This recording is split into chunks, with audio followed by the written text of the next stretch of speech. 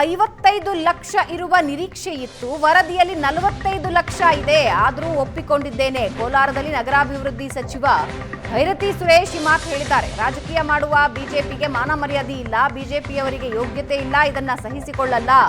95% ಜನರಿಗೆ ಜಾತಿ ಗಣತಿ ಖುಷಿ ಕೊಟ್ಟಿದೆ ಅಂದಿದ್ದಾರೆ. ಖುಷಿ ಇದ್ದಾರೆ. ನನ್ನ ಪ್ರಕಾರ ಈ ಜಾತಿ ಇನ್ನು 17ನೇ ತಾರೀಕು ಡಿಸ್ಕಷನ್ ಇದೆ. ಬಟ್ ನನ್ನ ವೈಯಕ್ತಿಕ ಅಭಿಪ್ರಾಯ ಇದು ಕರೆಕ್ಟ್ ಆಗಿದೆ. ಈ ನಾಡಿನ ಜನತೆ ಯಾವ್ಯಾವ ಜನ ಎಷ್ಟೆಷ್ಟಿದ್ದಾರೆ ಅಂತ ಹೇಳಿ ಇದು ಕರೆಕ್ಟಾಗಿ ವರದಿ ಬಂದಿದೆ. ನನ್ನ ವೈಯಕ್ತಿಕ ಅಭಿಪ್ರಾಯ ನಾನು ಹೇಳ್ತೀನಿ. 17ನೇ ತಾರೀಕು ಮತ್ತೆ ವಿಶೇಷ ಇದಿಟ್ಟಿದ್ದೀವಿ, ನಾವು ಕ್ಯಾಬಿನೆಟ್ ಇಟ್ಟಿದ್ದೀವಿ. ಆ ಕ್ಯಾಬಿನೆಟಲ್ಲಿ ಬೇರೆ ಯಾವುದೂ ಸಬ್ಜೆಕ್ಟ್ಸ್ ಇಲ್ಲ, ಬರೀ ಜಾತಿ ಗಣಿತ ಬಗ್ಗೆ ಮಾತ್ರ ನಮ್ಮದು ಡಿಸ್ಕಷನ್ ಇದೆ.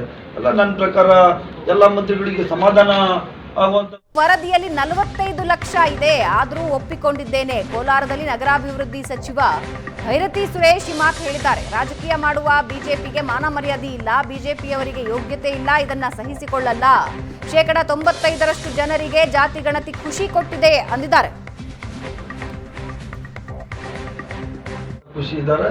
ನನ್ನ ಪ್ರಕಾರ ಈ ಜಾತಿ ಇನ್ನು 17ನೇ ತಾರೀಕು ಡಿಸ್ಕಷನ್ ಇದೆ. ಬಟ್ ನನ್ನ ವೈಯಕ್ತಿಕ ಅಭಿಪ್ರಾಯ ಇದು ಕರೆಕ್ಟ್ ಆಗಿದೆ. ಈ ನಾಡಿನ ಜನತೆ ಯಾವ್ಯಾವ ಜನ ಎಷ್ಟೆಷ್ಟಿದ್ದಾರೆ ಅಂತ ಹೇಳಿ ಇದು ಕರೆಕ್ಟಾಗಿ ವರದಿ ಬಂದಿದೆ.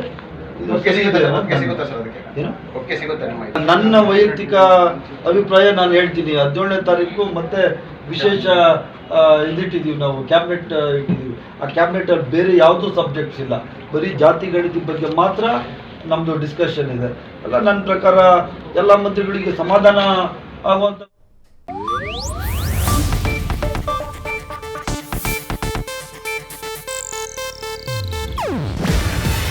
ಇದು ಏಷ್ಯಾನೆಟ್ ನ್ಯೂಸ್ ನೆಟ್ವರ್ಕ್ ಪ್ರಸ್ತುತಿ.